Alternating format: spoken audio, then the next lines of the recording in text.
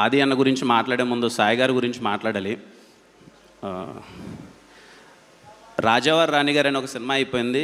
SR Kalyan మండపం ఒక కథ రాసుకున్నాను. ధర్మ అనే ఒక క్యారెక్టర్ నాకు చాలా స్పెషల్.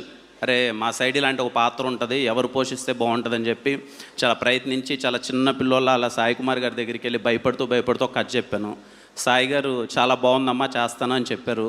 చెప్పిన తర్వాత కూడా నాకు ఎక్కడో డౌట్, చేస్తారా చేయరా అని చెప్పి సరే ఏదో మా ఊరికి వెళ్ళిపోయాను. అక్కడ షూటింగ్ చేద్దామనే టైంలో సాయి గారు వచ్చారు. నేను కానీ చోటుబాయ్ కానీ రోజు మార్నింగ్ భయపడుతూ సాయి గారి దగ్గరికి వెళ్ళేవాళ్ళం అనమాట. ఎందుకంటే అప్పటిదాకా ఏదో షార్ట్ ఫిల్మ్ చేసాం, రాజారాణి గారి చేసాం. నాకు ఇండస్ట్రీలో పరిచయమైన ఫస్ట్ పెద్ద హీరో సాయి కుమార్ గారే. నాకు అప్పటిదాకా ఎవరు తెలియదు, అంటే ఇండస్ట్రీలో తెలియదు. బయట నుంచి ఏదో షార్ట్ ఫిల్మ్స్ అంతా చేసుకుంటూ వచ్చాను. చాలా భయంగా సార్ దగ్గరికి వెళ్ళేవాడిని.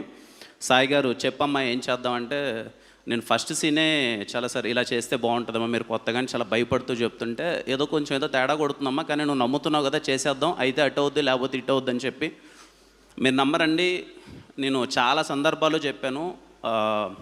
సాయి గారి వల్ల నా కెరీర్ చాలా బాగుందని చెప్పి నేను ఫీల్ అవుతాను. బికాజ్ ఎందుకంటే ఎస్ఆర్ కళ్యాణ్ మండపంలో ఆ పాత్రగా అంత బాగా రాకపోయానంటే మేబీ ఎలా ఉండదో తెలీదు. అండ్ సాయి గారి గురించి నాకు బాగా గుర్తు, లాక్డౌన్ చాలా ఇబ్బందిగా షూట్ చేస్తున్నాం, అక్కడ ఎలా అవుతుందిరా ఏంటి అని చెప్పి.